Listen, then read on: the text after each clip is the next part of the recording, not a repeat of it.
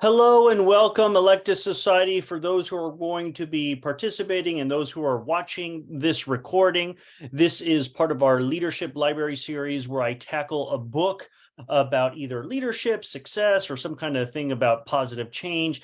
And this month, I chose the book Leadocracy by Geoff. So we're going to kind of have a little bit quick discussion, and then we're going to go into what I believe is a quick summary of the book. Again, I couldn't cover everything in the book, but at least like the first 100 pages will cover some of the big topics, because I think it's very important and relevant to the idea of what Electus Society about, which is creating the next generation of active, motivated, and engaged leaders. So for the sake of discussion, I know that George, you're joining us. George, what city and state are you from? I'm from Stuart, Florida. Okay, sounds good. That's not where I live now, but I'm from Stuart, Florida. All right, cool. So in terms of the networking discussion, I always like to start off with one or two questions that we could ask the community. So the first question might be, what are your thoughts on our current leaders in government? And have you ever worked in government before? And what was your experience like? And I can just go first. So my thought on the current leaders in the government, I believe that we have a deficit of leaders. I see that the leaders that we have are really focused on, ostracizing the other side, trying to galvanize their support. They think that they're morally right, more superior, the other side is wrong. And I'm not really seeing a lot of different leaders be able to reach across the lines and actually get stuff done and work together and recognize that we're each other. And I think that's one of the big impetus of Electus Society was, trying to create more leaders. So it's perfectly in alignment with what Geoff Smart of Leadocracy wanted to create. And then I'll answer the second question, then I want to get your thoughts. Have you ever worked in government? What was your experience like? I actually worked in government, and I was surprised by how slow things are. I really got a taste of local government. I was the legislative aide for a council person. And what ended up happening is I really got a first eye view, if that's how you should pronounce it or say it, where I saw how many people called the office and complained about their neighbors. They were living out into the suburb. Why aren't things the way that they are? Who's to blame? And so I was almost like a therapist. And then in terms of the way that the government operated, in order to get elected, you had to have the most money. So whoever's a good candidate is the candidate with the biggest war chest. And so it's almost like they compare, how much money does this person have? How much money does this person have? How many fundraisers are there? So whoever had the most amount of money was the most likely candidate to win the election. And so that was kind of, I guess I shouldn't have been surprised, but it was a rude awakening for me of how much money influences government. So what are your thoughts, George? When you speak of government and whatnot, you're talking about, based off the description that you said, I'm going to assume that you're talking about like higher government. You're not talking about local and state government. You're talking about federal. It could be whatever you want to talk about. I just spoke about my experience. Yeah, when we talk about government leaders, it could be any areas. I usually think presidential, that kind of level, government senators and stuff like that. Well, everybody immediately jumps to that, obviously, but the state governments and local governments are just as important, is what I've learned a lot more recently, based on just how much they're able to do for their constituents. I'm going to jump around on my questions, but I'm going to answer both at the same time. I did get to work as an SGA member for the college. I got to work directly with the college ombudsman and the basically the only person who's allowed to lobby on behalf of the college. I got to work with him as well. He's a campus president at Indian River State College, and he got the team ready to go up during the legislative session to essentially advocate for certain bills that would directly affect the college and the students as well. So when we got to meet with the actual senators and congressmen and women, essentially things were a lot different. These people were very down to earth. We got to have these very simple conversations with them, very serious, of course, because some of the conversations that we had were quite sad and whatnot, dealing with mental health and suicide and whatnot. But you can see that on the faces of these local and state leaders that we had, that they were concerned about all of it, and that they had something in mind to do about it. However, when you go higher up, it's less about politics and more so about the show that you put on, because now you have legislators who are more so getting on the side of social media, and they're showing their thoughts, and they're getting out to people in a different way that's normal, and they're telling us that when it's an open press and it's an open meeting, that the normal names are being loud and rowdy and they're saying crazy things, and when the doors are closed and no media is allowed, things are completely the opposite. They're calm, they're having normal discussions. So it, especially what's going on with the war chest that you were talking about now people are comparing wallets rather than what they have and what they believe.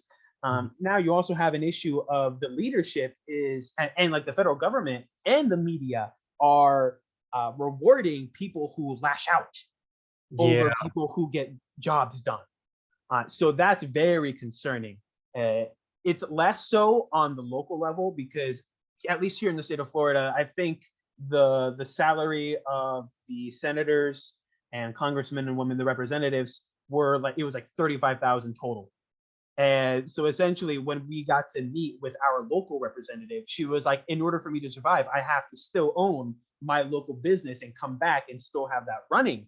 So she's like almost bare minimum wage for her for the half of year that they're forced to be up in Tallahassee. So they pay for that certain segment, but for the rest of the year that they're not being paid for, they're on their own. So it makes it a lot easier for the local government to essentially care more during their job rather than year round to just run their mouths to come back, Got it. No, I appreciate your feedback on it. So here's what I got from everything that you share.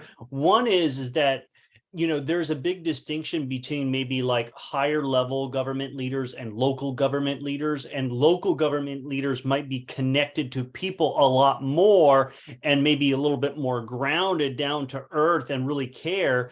And what you also talked about was the importance of media influencing politics and how much that is. I have a family member who's obsessed on outrage about Marjorie Taylor Greene. This is somebody who's on the conservative side, who's always saying, outlandish things. And I just keep thinking, I'm like, you keep reading it, you keep talking about it like that. This is how we become decisive, by what we actually focus on, And so I think that, what I take away from everything that you're sharing is that there's some hope. Would that be accurate? There's always some hope. And unfortunately, we do a very bad job of, how do I say this, hyping up the newer generations coming up. Now millennials are getting into mid-20s to early 30s. Yeah. Many of them don't even consider politics, because right now it's just so toxic. Yeah. And many people just don't want to go with that and whatnot. Even getting into the local government, there isn't that much incentive. And unfortunately, money does rule in almost every scenario when you're doing a job. So when you see a salary of maybe 35,000 for half of your time a year, and then you have to come back and then hope that you're still able to work. And that's an uncertainty that you have unless you run your own business. That's a bit of a concern. However, it does make them to stay more connected with their constituents. And just like how Elizabeth just said in the chat, every elected official has an agenda, and that's always true. And it's a matter of what that agenda is. Whether or not it's going to be a good agenda or a bad agenda is up to interpretation. It doesn't always align with their constituents, but on the local level, it does happen way more often than not compared to the federal level.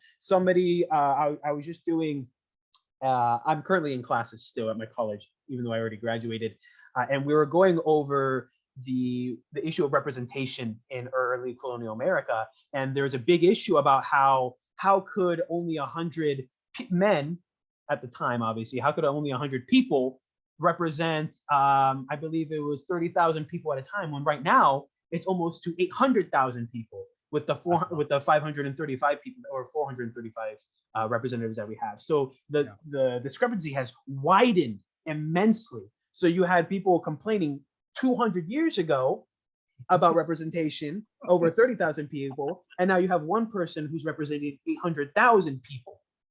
So I'm not going to give an answer, but there's definitely a problem. Yeah, no, absolutely. And I appreciate your feedback. And Elizabeth, thank you for actually sharing, that you're from New York, and I know that you currently work in government. Every elected official has an agenda. It does not always align with the needs of their constituent. Is there anything else you want to add, or are you good with that?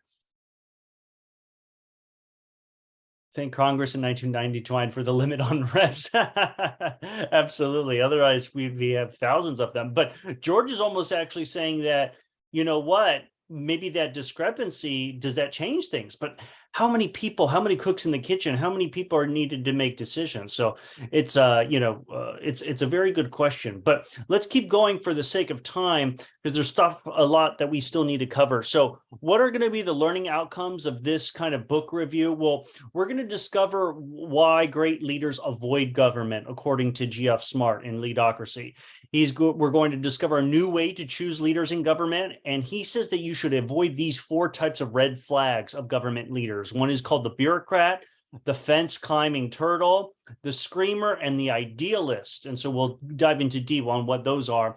And what he has his own definition of and characteristics of what makes great leaders. And so we'll talk about that.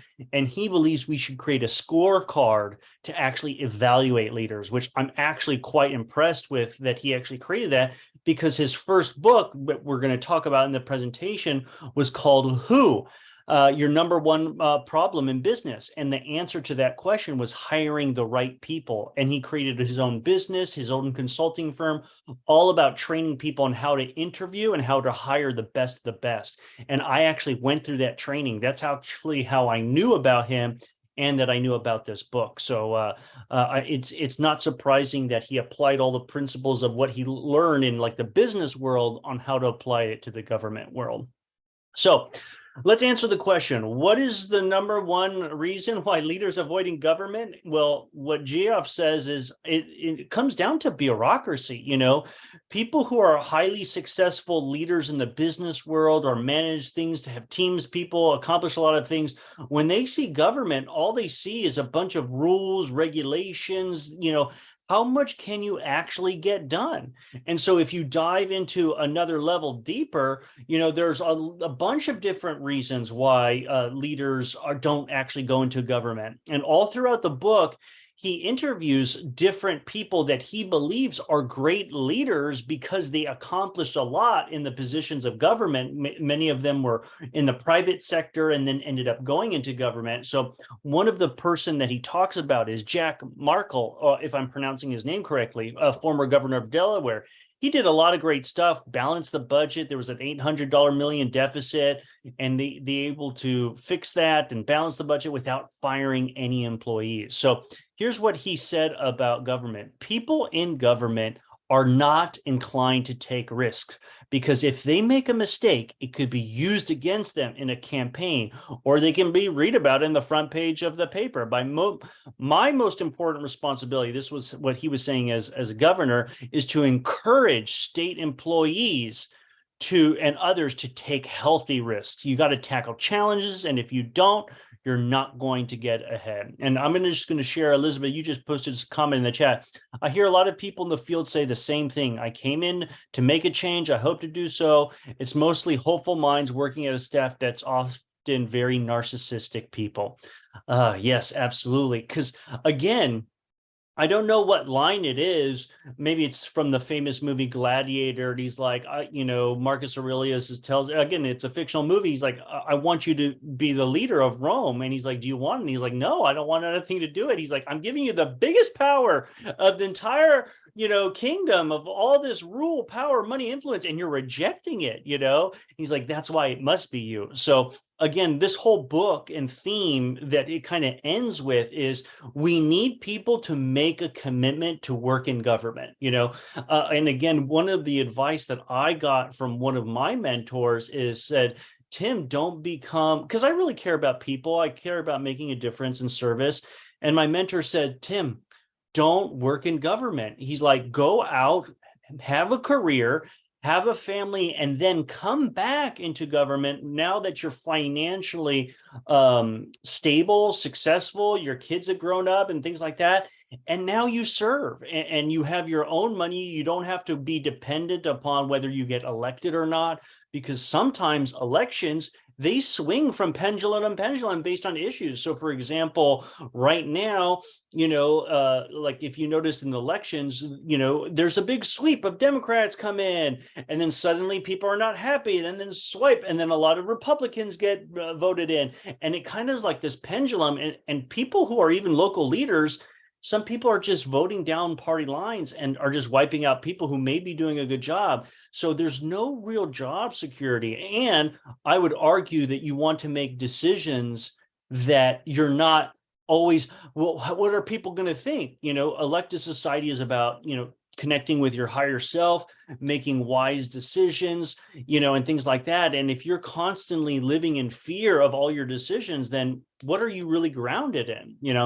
Thanks, Elizabeth. I would agree with that. The work is not conducive to having a family. No, especially in terms of business leaders. I've heard so many people, they pile so much focus and then they neglect their families and stuff like that. And hopefully we're creating a new society, a new culture that's, we call it the new age, where people are becoming more thoughtful and considerate. I'm seeing in the job market where people want to hire people and they don't want to burn them out so that they can do well. So hopefully that trend continues. So let's keep going.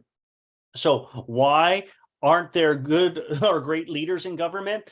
Well, Geoff Smart says that there's three main reasons. Number one, it's simply too difficult to succeed. See, if you're a leader, you want to do something good. You want to accomplish something. You value your time. You value your energy.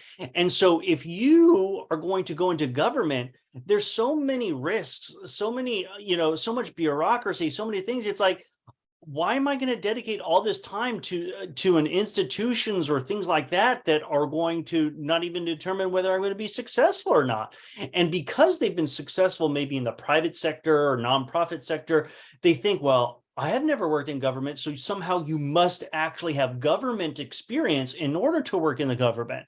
And again, Geoff Smart says, actually, that's not the case. What you need is leadership experience, being able to have a vision, goals, plan, execute that plan.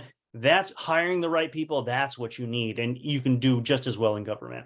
The second big concern was financial burden. A lot of people in the private sector say, you know what, I have a family to feed. I have student loans I have to pay. I have to do all this other stuff. I can make more money here, provide better for my family. If I were to go in government, I have to take a pay cut. I have to get a lower income, and so it's a big problem if people really care about their own family to work in government. And I just remembered this funny thing that I thought I should all share with you. I think I mentioned it. Well, I think at one point in one of the elected societies trainings, I think it could have been level 1 or level 2, where I mentioned Jesse Ventura, the independent governor of Minnesota. And he asked his father, what do you think of politicians? He's like, it's all corrupt. And he's like, Dad, how can you say that? He's like, it's the only institution where people raise more money, thousands upon millions of dollars to get into a position that pays them less. So where are they getting that money from? How are they going to get it? It goes back to what we were talking about. Money is the biggest factor that can actually determine whether you'll be successful or not. So again, in order for us to, have a more representative democracy, there's a lot of critiques that we need to get rid of Citizens United, where the wealthiest people can get the most amount of support and rally behind the candidates that they want versus people. So again, let's keep going. The next thing is loss of confidentiality. So why would people want to go into government if as soon as they do it, everybody's going to be looking at you, all your skeletons in closets, your family's going to be bothered. There are going to be photos on the media. You have to show your financial records, and it's almost like, bearing all. And who wants to actually go through that scrutiny? So again, if you at least know what that's going to happen, it's important that I feel like Geoff Smart, I'm like, you're actually scaring people away.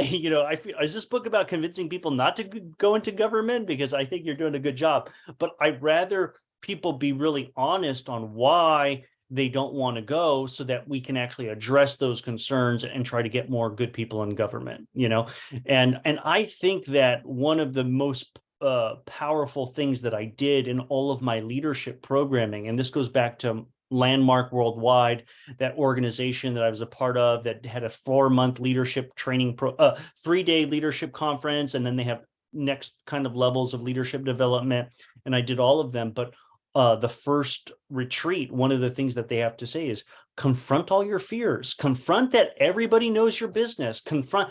And that was very difficult for me, because you know what, I was ashamed of certain things that in my life. But if you're a person of integrity, you own everything. You own your mistakes. You own your all this other stuff, because this is your life. But hopefully you've learned something from that.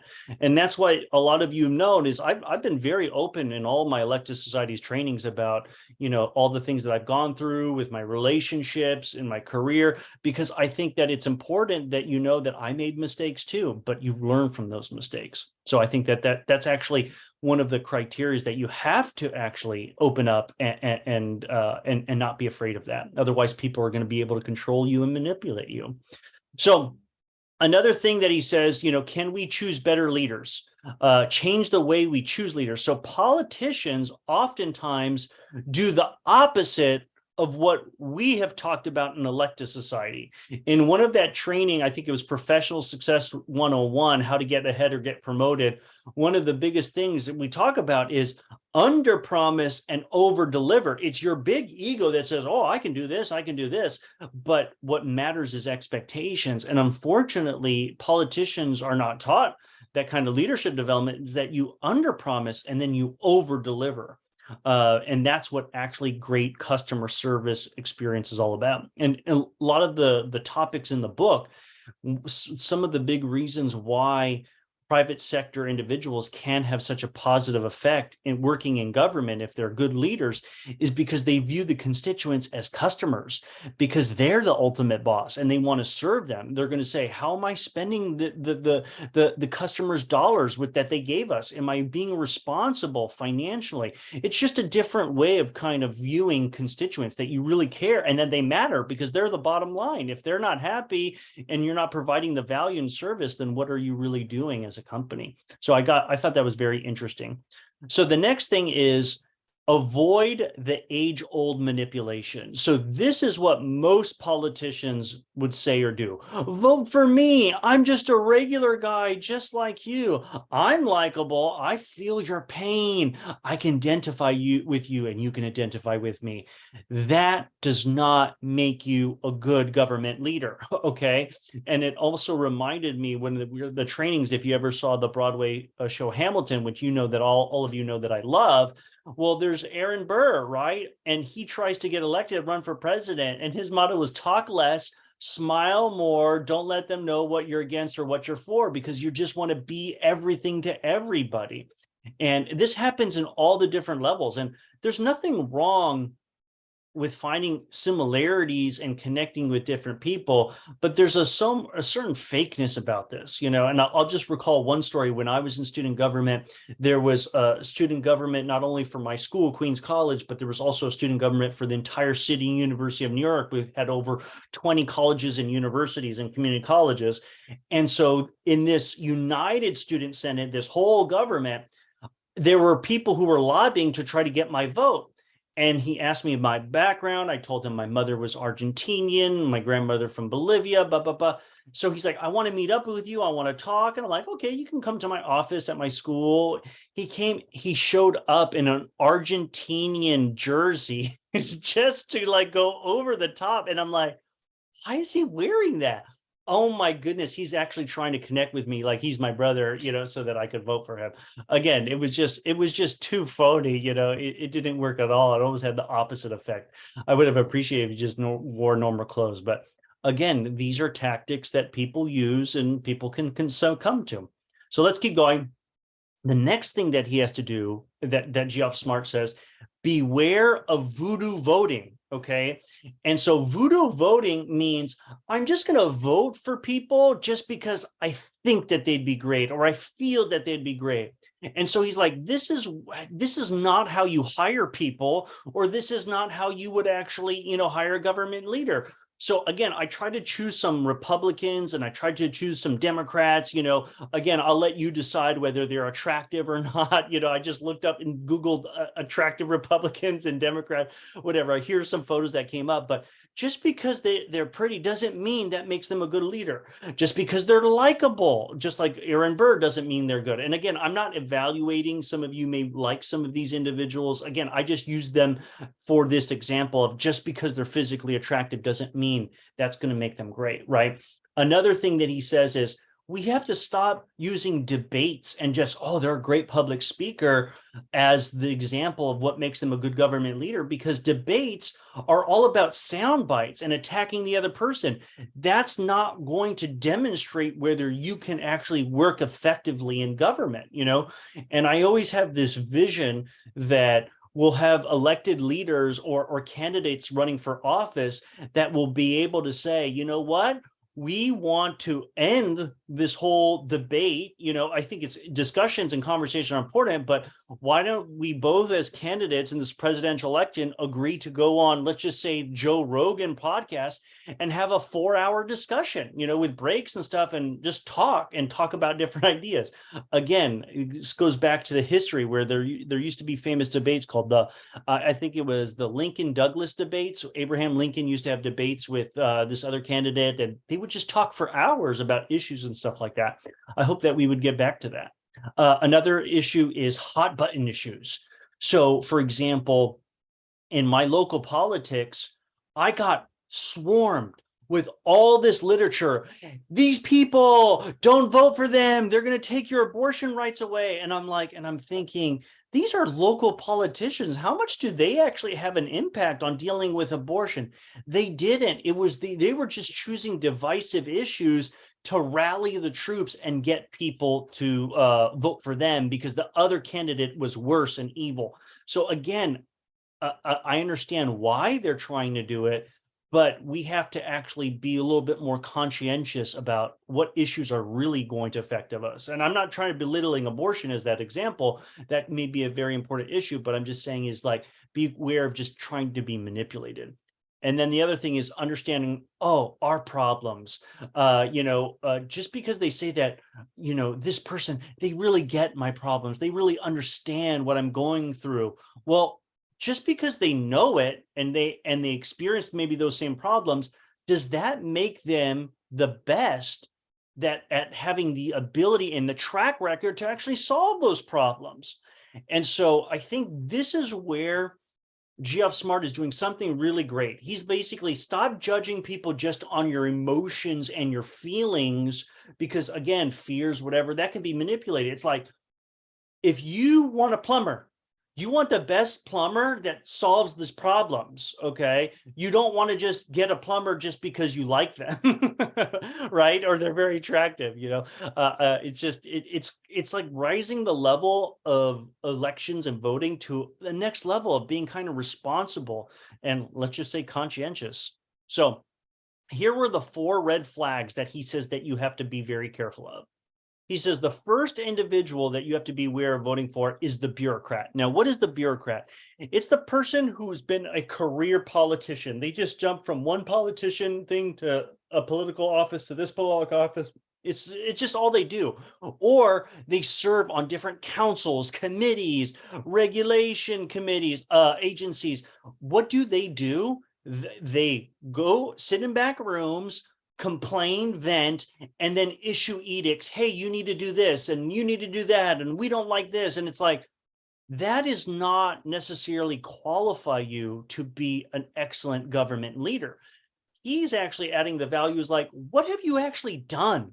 All right, you can't solve all the problems of the world by just saying, you know what, we just need more rules. That's that will solve everything. So again, people who have been in government in all these different positions, you have to be careful. Do they have really close relationships with special interest groups, right? Because we were talking about money and politics. It's like, if you're going to be a politician running forever, you're going to be fundraising forever. And so you're beholden to those people who are giving you money, or they're going to have more access. You're going to listen to them a little bit more than maybe some other people. These are people that always focus on what's wrong. Hey, here's what's wrong. We need that. And guess what their solution is? More laws. We need more regulations. It's all about, we need to restrict more citizens from doing what we don't like. Which I thought, that was actually kind of, so there was some deep truth into that, because again, how many laws are on the books? Who are the people that end up becoming politicians? Many times lawyers. And there's a line that he uses a book where it's that famous person. He's like, if you know one tool, if you know how to use a hammer, then everything to everybody in the world is a nail, that you just need to do this, this, and this. But we need people that are more discerning than just people that want to create more rules, which I thought that was very, very profound. Okay. The next thing he says you have to be aware of is fence climbing turtles. Now you're like, Tim, what the heck are you talking about? Fence climbing turtles. First of all, turtles don't climb fences. That's why it's so ironic. Okay. What does it mean? Because turtles can't climb fences, it means somebody else carried that turtle and put it on top of the fence. Otherwise, the turtle wouldn't be there. So again, what he's talking about is beware of privilege, meaning there are people that got to where they are not because of their accomplishments, but of the accomplishments of other people. And he just tries to give some examples. Some people might be like, politicians who went to the most prestigious Ivy League schools, but yet had poor grades. Again, this might not be rule everybody out, but this could just be one of several other factors. Again, people that could come from very wealthy families, they have a step up into that, getting into a position of power. Now, here's his disclaimer, and I think that it's very important. Just because somebody's wealthy doesn't make them a bad government leader, right? What he always comes back to is, show me the results. What have they achieved? What have they done? And I think that that's very, very important. And again, we use that in hiring different people. Beware of people who love to name drop. This happens even in sales and other times when we're talking to people. Oh, I work with this person. I drop with like they always drop these celebrity names, these big names. But guess what? They're running on the coattails of these other big names.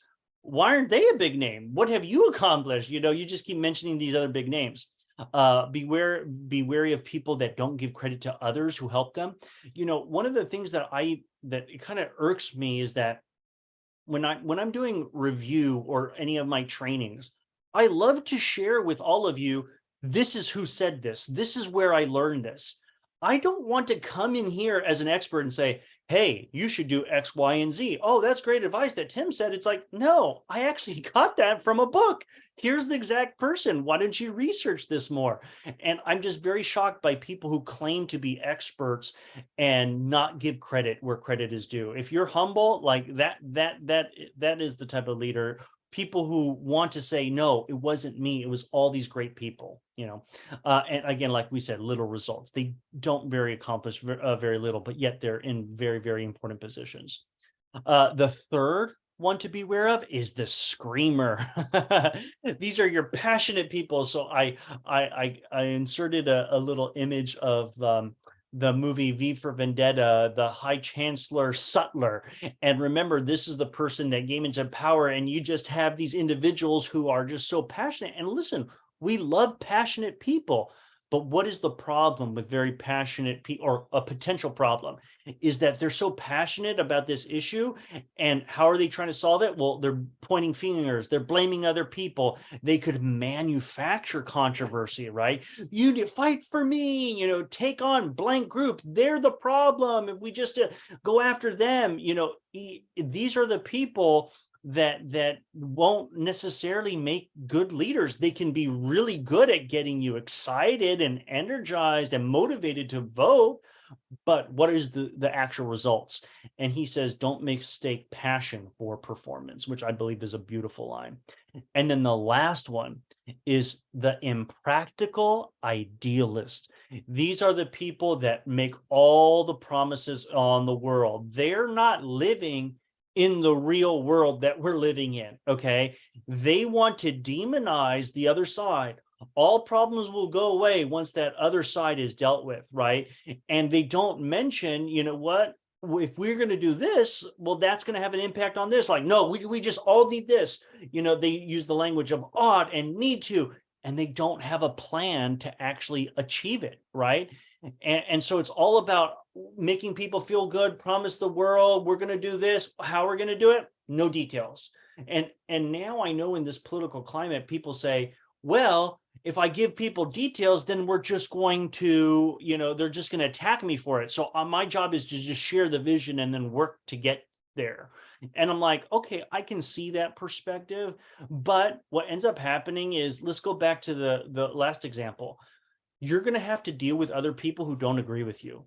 So why don't you actually communicate and influence and persuade and validate and say, you know what, these are some legitimate concerns that this party side has, and you know what, and be able to come together to solve problems. Otherwise, guess what's going to happen? They're just going to complain, and then they're going to get into office, and then they're going to complain, and nothing's going to be done. And you can just say, oh, I'm happy I voted for this person who fought for this issue. But you're like, yeah, but you didn't get any results. All you did was made yourself feel good, right? And then he also says, beware of like people who just slam with rhetoric. So much strong language. My opponent hates America. They tear up the Constitution. They promote child abuse. They enslave the working class. He's like, they don't hate America. Why would they be running for office if they hate America? Did they literally tear up a constitution on live TV? It's, again, these are all emotional things to get people riled up, that the idealist. So, you know, let's keep going. But those are the people that you have to watch out for. So what is his solution? Okay, beyond not voting for those red flags, what we need to do is hire great leaders. So how do we hire great leaders? Well, first, I want to go back, and this is actually, this training is also, I think, is going to help a lot of you who are in the job market and applying for jobs. Because remember, listen, Geoff Smart and Randy Street wrote this book, Who, and they created a company all about what is the A method for hiring people. And I got trained in this. I had to go for a 3-day course doing exercises. And when I was working at NSLS, I had to do so many interviews hiring people. And so one of the first things that they said, don't just go on a gut instinct. I like this person. I don't like this person. I don't like the way they look. They're like, don't judge them on that. Judge them on their past performance, and judge them based on, are they the best person for the job? Let's go back to meritocracy. And so before you even have a job to hire somebody, you have to know this. What are the outcomes I expect the person to achieve? So if you're in sales, you're like, okay, if I'm hiring this person, I want them to increase revenue by 10%. Okay. Or if I'm in a position about customer success, we have 100 customers. I want them to at least retain 95% of the existing customers.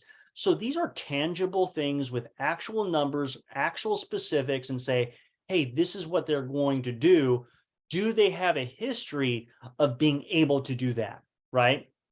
And so the next question that they really ask yourself when you're hiring people, and again, put yourself into a company's position, because this is how Fortune 500 companies hire people. So if any of you who are watching this recording, I want you to listen to what I'm saying, you know, and say, this is how they're going to hire. They're going to ask themselves, does this person perform at an A level, right? Are they an A performer, right? Because you know the alphabet for grading people. You're an A player, you're a B player, C player, D player, D, F.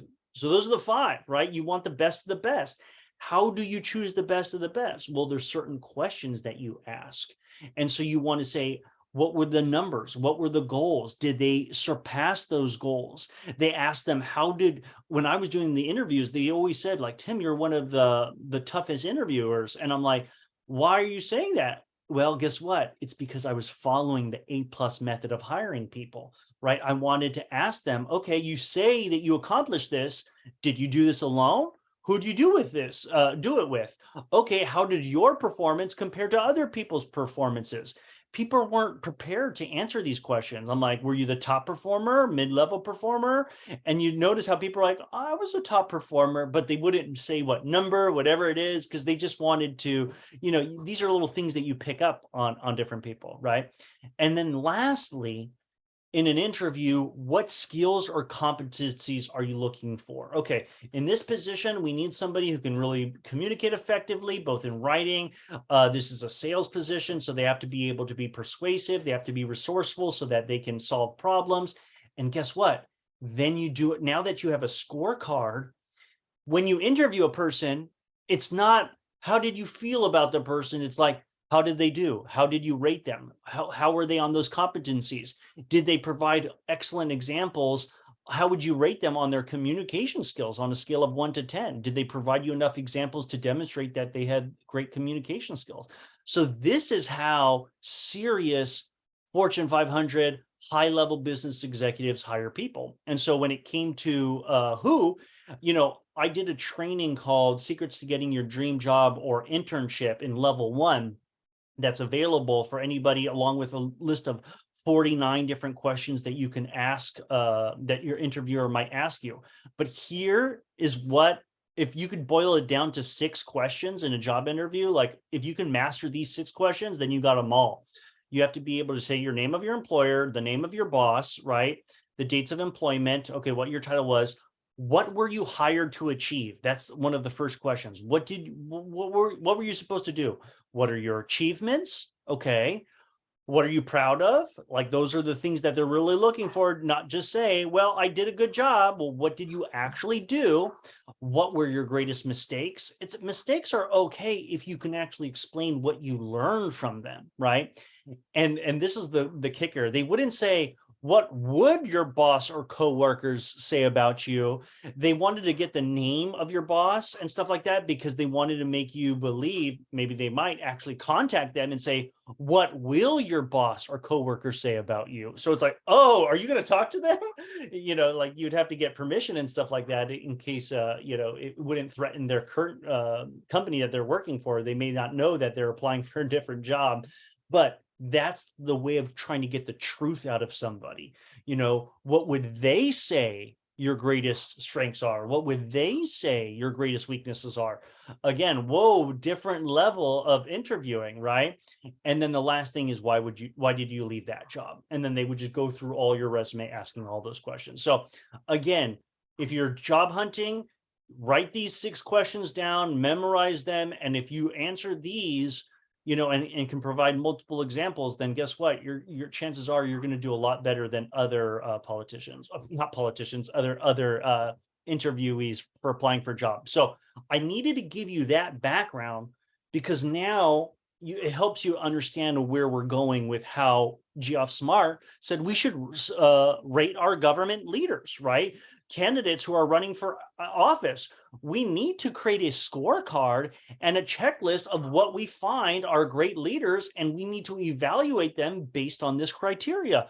Again, I'm loving this because remember when we started all the trainings with the Electus Society, even with the first one, high performance communication, and how we talked about the most successful people are the people who are conscientious, meaning the engineers of the world that looked at problems, prioritize, execute, make sure they follow a plan.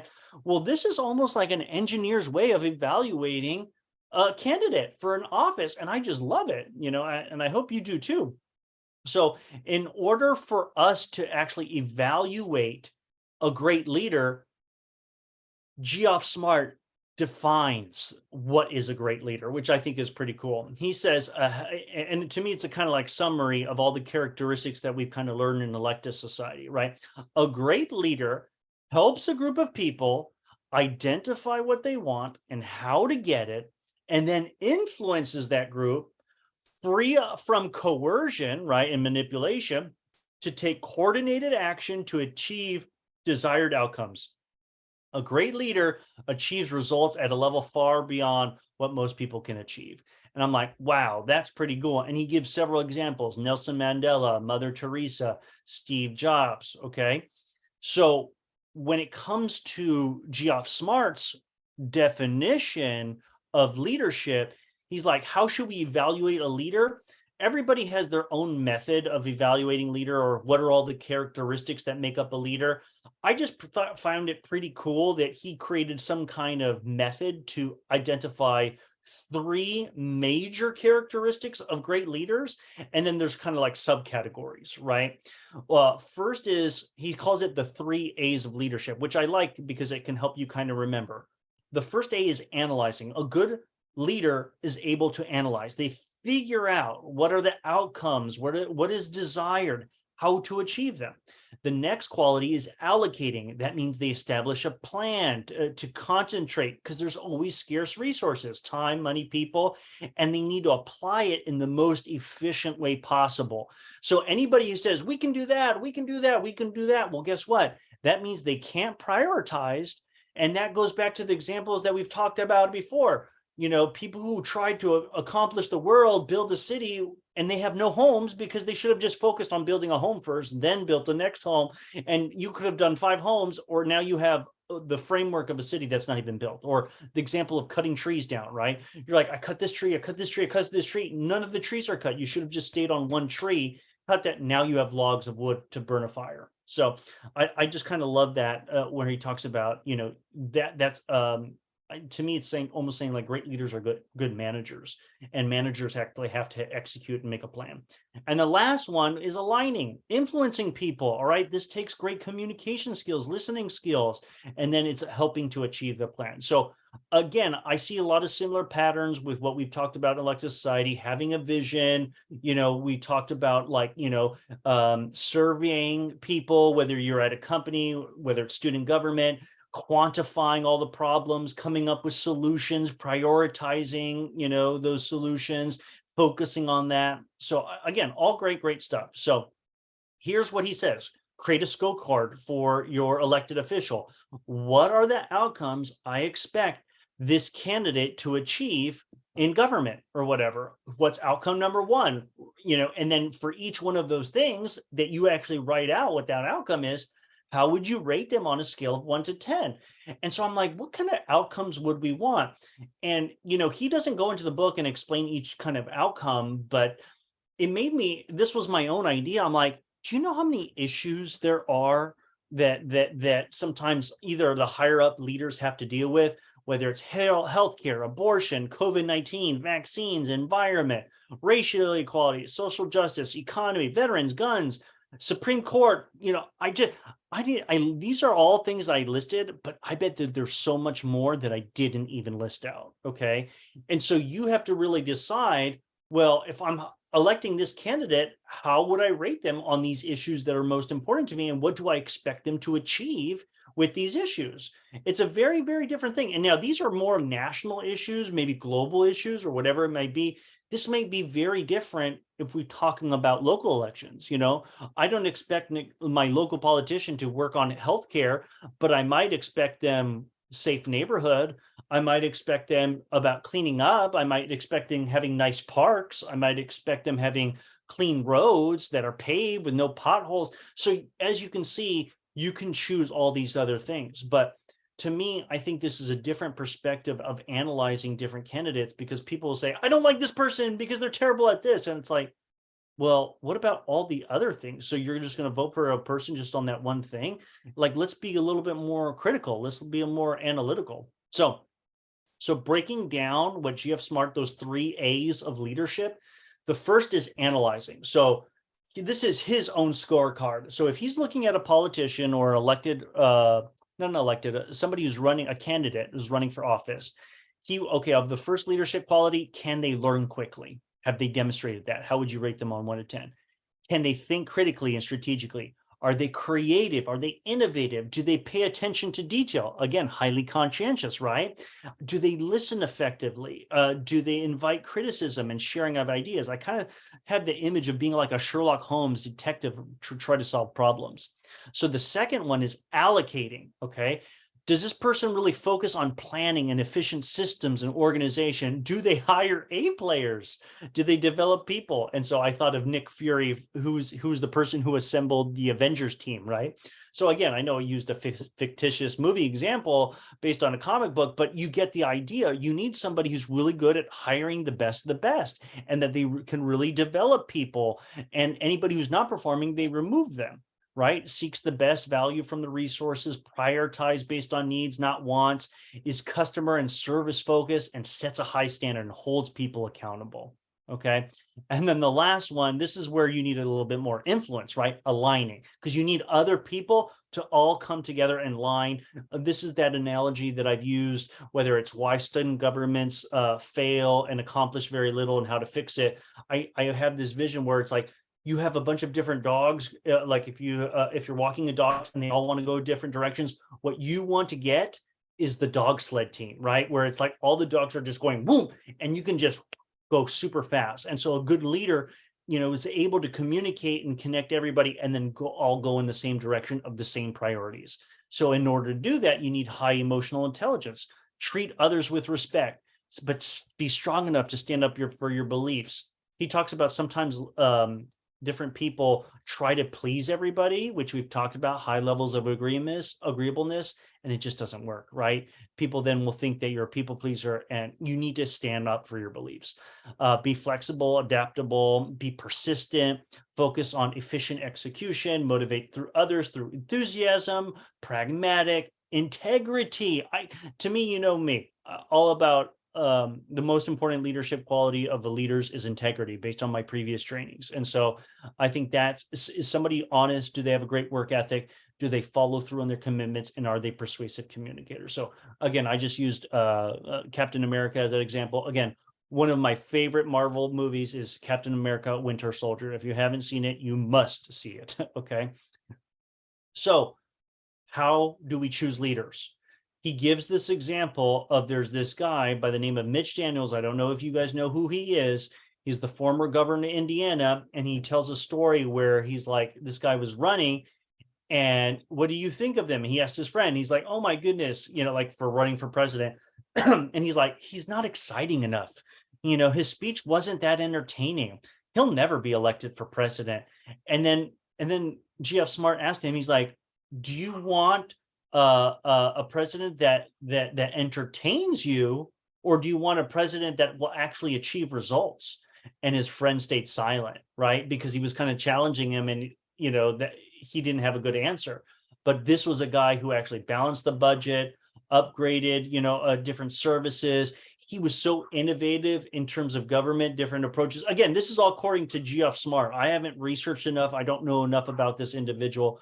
But according to Geoff Smart, I should say, it was award-winning approaches, and it was adopted by other government agencies for how innovative it is. So I'm like, okay, cool. I'm impressed. And so we're just wrapping up and we're almost done.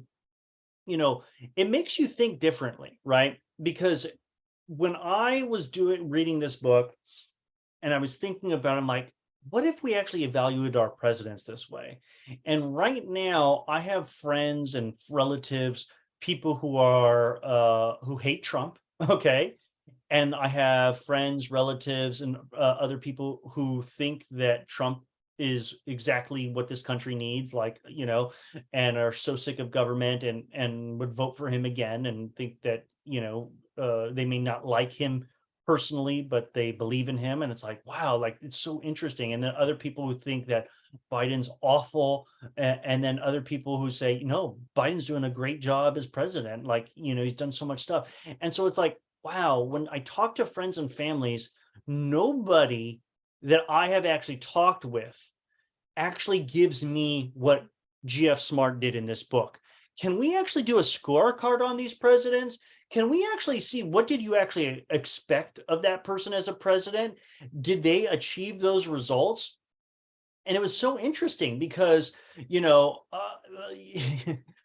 For example, I'll just take two case in points. Again, I don't want to dwell on this, but again, my whole purpose of bringing this up is to kind of expand your awareness and focus. If you're on that camp that hates Trump, or on that camp that hates Biden, or loves Trump or loves Biden, I want you to actually expand your awareness that you can actually look at each one of these candidates who've run for president, and you can actually look at them from the side. Okay, how did this person do with respect to the environment? How did this person do with respect to war?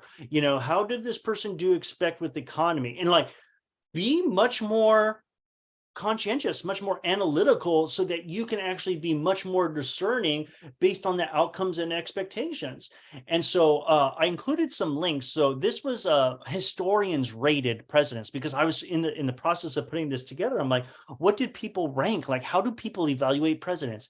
And I was shocked. The historical rankings, there's like this thing of all the historians and how they rate. They use all these different things. Maybe I should show you. But look, let's click on it. So they rated all the presidents, and according to historians, Abraham Lincoln is the best president, right? But here's what's so interesting, which I find very fascinating. This is how they rated them: public persuasion, economic management, international relations, relations with Congress, pursued equal justice for all, performance with the context of the times, vision, setting an agenda, administrative skills, moral authority, crisis leadership. Again, this is the historian scorecard, right? When they did the survey. And yeah, look, Donald Trump is all the way down here. They didn't get the last president. Like, he's almost like considered the worst president, Andrew Johnson and all the other people. But here's what I'm not seeing. I'm not actually seeing them evaluating based on results achieved, right? If you're conservative, you think that Trump did a fantastic job. Why? Because guess what? If you don't believe in abortion, he put justices on the Supreme Court that helped overturn Roe v. Wade, right? If you're a business owner and you love the economy and you hate taxes and you hate regulation, wow, well, Trump really did a great job at boosting the economy, I guess. Or I don't know if that's even a loaded question. I'm just using that's what people would say, because again, how do you evaluate economy? Inflation, jobs, stock market prices. The moment Donald Trump was elected, stock prices went up, right? How do you view Donald Trump when it comes to war, right? Do you want a country to go into war? Donald Trump kept us out a lot of wars. There was one little, major, battle thing, sent some missiles, and that was it. Some people are very critical of Biden, with how he's handling Russia and supporting Ukraine. Some people are favorable for it. Other people are against it. But you have to go by issue to really evaluate it, right? What are all the legislations that Donald Trump passed? Now compare that to Joe Biden. What were his accomplishments? What legislation did he pass? And it was kind of funny, because this is something that I find very interesting. And I mention this a lot when I talk to people about my experience and stuff like that in government, where I basically say that, the best thing that I got from my education was learning how to cut through the BS. Okay. And what do I mean by that? Right? Politicians were saying, hey, we did a great job with the economy, right? We're bringing back jobs, blah, blah, blah, blah. But those are all words. What did you actually do? What legislation did you pass? How did you really impact the jobs, And so, for example, Joe Biden actually passed the Inflation Reduction Act, right?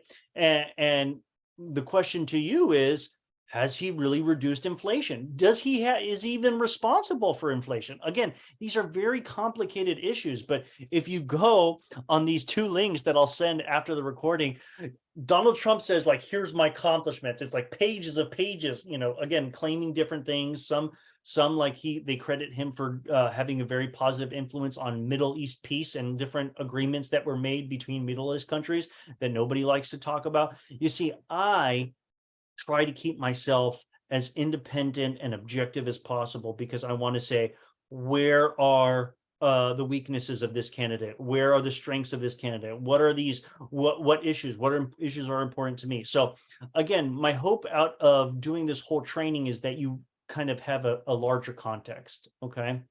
with that, and I'll send those kind of links. So at this point, I'll take any questions. And before I go, I just wanted to say one kind of final comment.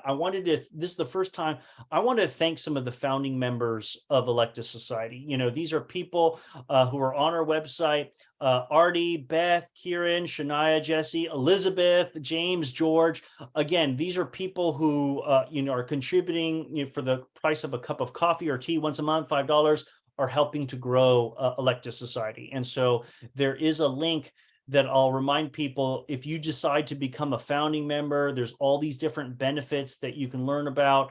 And I hope that you can take advantage of that. So again, I just wanted to say thank you to all of you to make that possible. So at this point, we'll take any questions, and if you don't have any questions, I'd love to hear even your comments. What did you get from everything that I've shared from this training? Who'd like to share? Just feel free to unmute yourself. Shirley, thanks for joining us. Do you have any final comments or questions? I'm just processing everything that you're explaining, Tim. Okay, you're like, don't put me on the spot, Tim. I don't know. I'm still absorbing. Well, what was there anything that stood out for you that you found very interesting or insightful? I just find it very interesting about the data about each president, just because I don't think a lot of people think about the different factors that makes a leader. Yeah, I'm glad that you mentioned that. I didn't want to dive into this too much, but I think it's relevant, okay, because I feel like I want to do this. So you can go to the Biden's record, and here's going to be everything that they claim, right? And so this is what I want people to be very wary of. So here is what under President Joe Biden, they passed the Inflation Reduction Act. Again, is that something that he spearheaded? Did he sponsor? Or was this something Congress was already working on that made happen, right? With a bunch of different constituents. But there is a quantitative analysis of whether has inflation been reduced under President Joe Biden or not. Some people could argue that it hasn't. You have to look at the numbers. I can't speak from that knowledge, but I noticed that healthcare costs are going up, food prices are going up, but that may have nothing to do with what Biden does with the Inflation Act. It could be supply chain issues and COVID-19, and we're now going to be more resilient. And so we're trying to bring manufacturing goods away from China and more towards the States. And guess what? That means we're going to be more resilient, but costs are going to go up. So again, things are much more complex than they actually, do it. Here's something. Guess what? We passed some good legislation, a bipartisan Safer Communities Act. Okay, I got that. And look at this photo. Look how tough he looks. I just find it hilarious. But again, you can see through all these different things where it's like, how did they really accomplish something? There's nothing well, he pardoned people about marijuana, but he initiated a process to review how marijuana is scheduled. So again, I just find it interesting, people will claim success that they started a committee, they did something because they can get to add to their resume that they care about the issue, but what is the real results of what you actually achieved in that? So again, you could go through all of this, but my whole point is that, based on what you said, Shirley, is be more discerning when it comes to evaluating candidates of what they actually achieve or what they say. I supported this. Is that your accomplishment because you supported it? What have you done? Cool. Oh, Elizabeth, I'd love to hear your thoughts. So I just wanted to comment on the part where you were talking about Citizens United and the fundraising. And, I think when you look at, even if you look at the apportionment for representatives, well, it's much larger than it was when the Constitution was originally written. Yeah. The constant fundraising takes them out of direct reach of their constituents because they're only with donors. Yes. All the time. And that takes them away from actually connecting and speaking with the constituents about problems, and they're too busy focused on trying to get reelected and needing money to do so, right?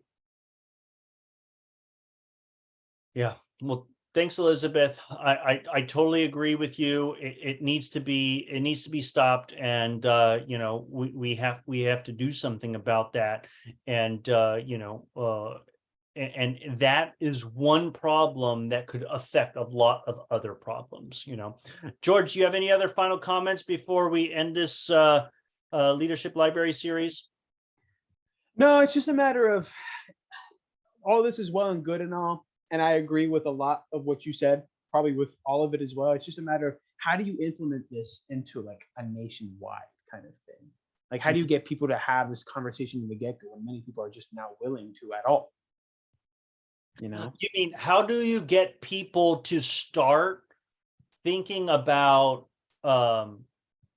like understanding who to vote for and how they should vote for them? I mean, people should be doing research about who they should vote for already, but people don't do that. People don't do that already. They don't do research into what kind of people they're supporting. And this kind of conversation takes some background knowledge already. It takes some interest in the topic that we're having. So if people aren't even doing research into the people that they're simply voting for, how reliable is the idea that we're going to be able to have an in-depth conversation? And maybe it is the fact that we have to have multiple hour debates between presidential candidates, and that's how we make our informed decisions. That's probably the best way to go about that. But how do we get from where we are now, where everything is just so volatile and toxic and just inconsistent, to where it's a lot better for us? Yeah, well, no, it's a great question to ask, and I'll take a stab at it as poorly as I can, best as I can do, right? Maybe not do it justice. Well, one of the things is we're so constantly worried about other people, but I'm like, I need to focus on myself. Like, so for example, I always love for everybody to research everything, but I'm like, they're not going to do it. So it's up to me to do it. So, even doing this training, I was very grateful because now I can actually speak with more knowledge by just looking at those two links. Okay, what does Biden claim that he's accomplished, right? And so those could be great conversation starters. And guess what? Even though that's just one level, a lot of these things takes a lot of time going down the rabbit hole. And actually, okay, this gun legislation that Biden passed, is it actually going to make a difference? All right, how are we going to evaluate it? That takes more research. So it's like, oh my goodness, it never ends. So what I do is I say, educate yourself as much as possible, right? Because and guess what?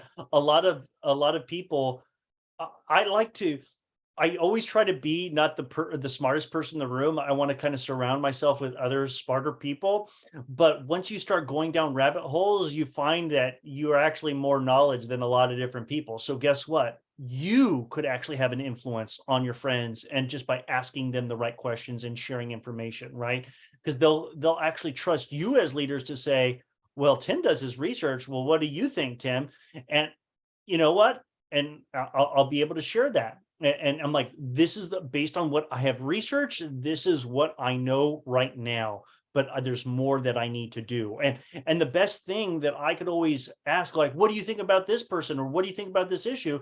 Don't give an opinion. You're like, I don't have enough information. I'm not knowledgeable on it. I'm not going to just give emotional reactions and start telling people to get riled up about it. And then the last thing I would say to George, like, it's a great question to ask, is, I go back to elective society training, everything that we talked about, listening and persuasion and trying to really understand people.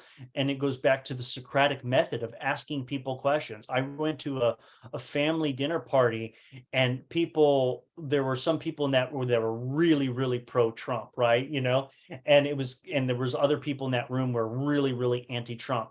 And all I did was ask the really pro-Trumpers, and I'm like, let me ask you a question. Do you think Donald Trump is a man of high integrity? And they were shocked because I didn't give my opinion. I just asked them a basic question, and you'd be surprised, like they wouldn't answer, or they would talk about another issue, or they were so angry. And I'm like, you didn't answer my question. It's like, do you actually think, does he treat people fairly, in terms of his business dealing? Is he a man of integrity? Does he say what he was going to do? Now, again, I'm not doing that to attack Donald Trump. I'm just posing the question because for me, how I really evaluate candidates on my scorecard, my own personal one, is integrity. It's everything. It's all about what I've been doing in the elective society. You know, I can work with anybody across any political aisle, but if they don't have integrity, well, I just know that everything crumbles. How many people just lie to you, tell you what you want to hear? You know, it's like I'll take an honest person who any day versus a dishonest person. So how'd I do? I did my best to answer the question, George. It's an impossible question in the first place.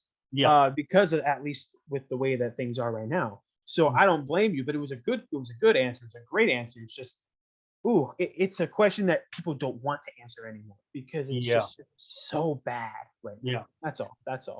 No, I appreciate that. And I know, George, have you gotten to the level 3 trainings yet? I've gotten to them. Yes, I've started them. It's been a long 2 weeks. I don't know if you got my email, or I don't know if you're like, wow, what is this guy saying now this time? No. I have to read the feedback. The reason why I'm bringing up, because in those trainings I talk about, we are throughout history going into this new era, right? And what's happening is, this is, you know, even with your comment, Elizabeth, that with polarization, names seem to not matter in November. Yeah. Why are we having this polarization? Why is it at its peak? You know, it's because, guess what? We're dealing with ourselves. We're actually giving an opportunity to grow, you know, and actually understand people, step outside of ourselves, evolve consciously as loving, conscious beings. And guess what? We're going to have to deal with that nasty stuff. And I always use that example where if we're a couple, you know, we have to have a fight, right? Because we have to allow people to air out their dirty laundry, because if they don't air that dirty laundry out, we're not going to move forward. And there are going to be people who need to choose. Do you want to be hateful? Do you want to demonize your family members? Do you want to not stop talking to them because they have different viewpoints of you? That shows more about who you are than what they are. So again, people who are polarizing, who are opposite side of you, guess what? Don't view them as evil. They're people just like you. And it's an opportunity for you to deal with your own stuff, you know, and for you to understand and love them despite having different political views. So I view this, again, you can call me naive, optimistic, you know, but it's what I believe, and I think that if you have that viewpoint and you're able to step outside of the ego, the anger and stuff like that, you know, this is what you need to do to be a leader and actually reach across the aisle and get things done. So let's end that right there. Thank you, everybody, so much for listening to this training, you know, for connecting. Again, I wanted also to use it as a network opportunity. I appreciate the comments from Shirley, Elizabeth, and George. I'm going to send out this recording with some of these links. All right, have a great week, and then we'll announce sometime soon the next monthly leadership library series. Use this time to catch up on any training sessions that you haven't seen. Use this time to, if you've seen all the videos, watch the video additional resources that you haven't had a chance to see, especially if you made it to level 3. There's a lot of additional resources. And please continue to support Electus Society by joining and becoming a founding member. There's over $2,000 worth of benefits, and there's a lot that I want to accomplish and we need to accomplish, and can't do it without support. So thanks so much. Have a great night, everybody. Okay, bye-bye. Thanks, Tim. Take care. Okay.